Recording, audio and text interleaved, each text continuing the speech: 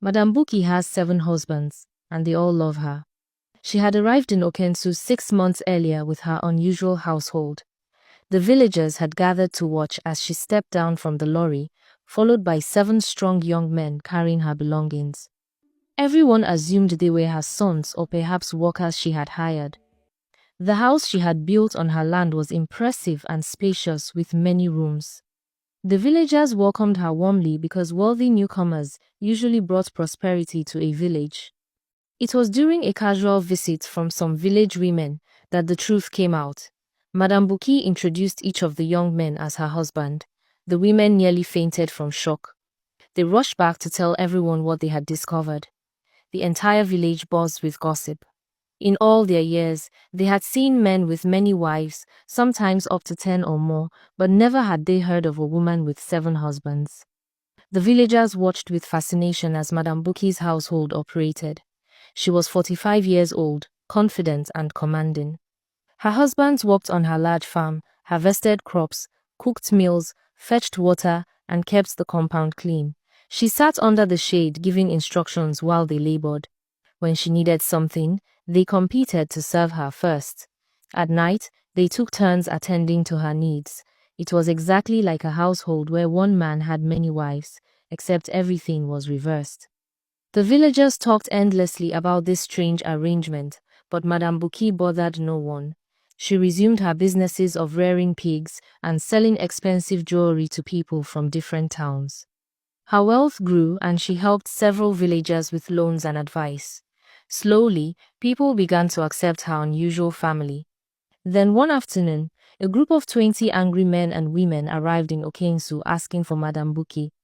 The village chief called for her, and that was when her past unraveled before everyone. Madame Bucky and her 7 husbands. Madame Buki was originally from Onoka village. She had become very wealthy through hard work and smart trading. But in Onoka, a woman's worth was measured by her husband and children, not her money or character. Because Madame Buki had neither, people treated her with contempt. They insulted her openly in the market and excluded her from important gatherings. Men refused to marry her because her wealth intimidated them. They feared she would not respect or submit to them. Some were simply jealous of her success. Madame Buki decided to teach them a lesson. She visited a powerful native doctor who gave her a potion called Touch and Follow. Any man whose skin she touched with the potion would immediately fall desperately in love with her and insist on marrying her. She used it on many men in Onoka. Suddenly, men who had ignored her before came knocking on her door begging to marry her.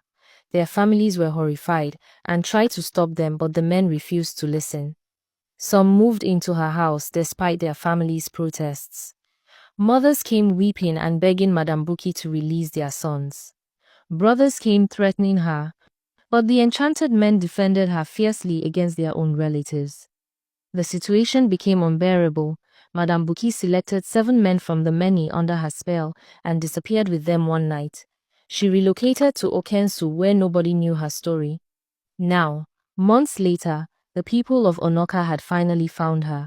They demanded their sons and brothers back. The chief of Onoka stood at the front of the angry crowd. They had traveled for 2 days to find Madame Buki and they were tired and frustrated.